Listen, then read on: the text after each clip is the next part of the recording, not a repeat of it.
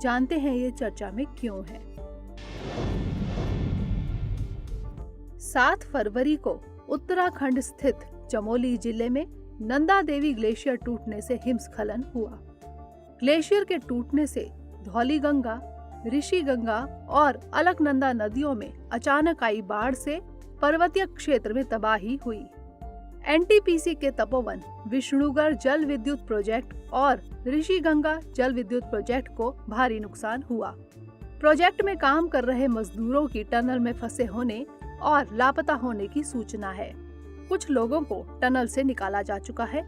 कठिन परिस्थितियों में भी हिमालय के पहाड़ी भूभाग में बचाव कार्य जारी है। प्रधानमंत्री ने प्रधानमंत्री राष्ट्रीय राहत कोष से अनुग्रह राशि देने की घोषणा की। हादसे में जान गंवाने वाले प्रत्येक व्यक्ति के परिजनों को 2 लाख रुपए की स्वीकृति मिली है। आइए जानते हैं नंदा देवी ग्लेशियर हादसे से जुड़ी प्रमुख बातें।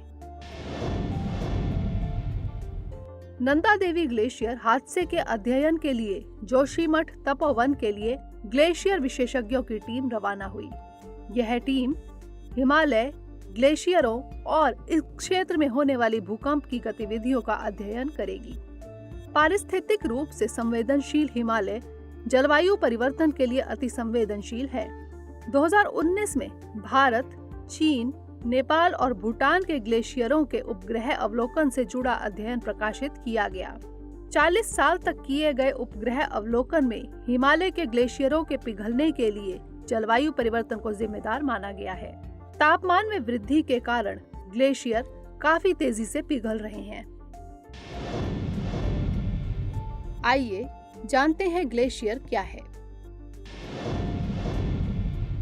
हिम का बड़ा भाग जो भूभाग पर धीरे धीरे बहता रहता है, ग्लेशियर को हिमनद कहा जाता है। ग्लेशियरों का निर्माण अत्यधिक बर्फ के जमने के कारण होता है।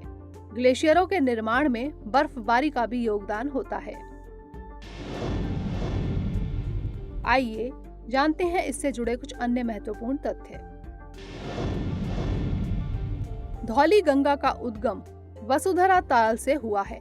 वसुधरा ताल उत्तराखंड में स्थित हिमनद झील है। यह नदी नंदा देवी राष्ट्रीय उद्यान से होकर बहती है। ऋषिगंगा नदी रैनी नामक स्थान पर धौलीगंगा में आकर मिलती है। तपोवन से बहती हुई धौलीगंगा जोशीमठ के पास विष्णु प्रयाग नामक स्थान पर अलकनंदा नदी में मिल जाती है। अलकनंदा चमोली, मैथाना, नंद प्रयाग और कर्ण प्रयाग से होकर बहती है। मंदाकिनी नदी रुद्रप्रयाग में अलकनंदा में मिलती है। केदारनाथ के पास अलकनंदा देव प्रयाग में गंगा नदी में मिल जाती है। हिमालय से निकलकर बहने वाली नदियों पर बनने वाले बांध और जल विद्युत प्रोजेक्ट इनके अस्तित्व के लिए सबसे बड़ा खतरा है। अब बारी है आज के प्रश्न की। निम्नलिखित कथनों पर विचार कीजिए।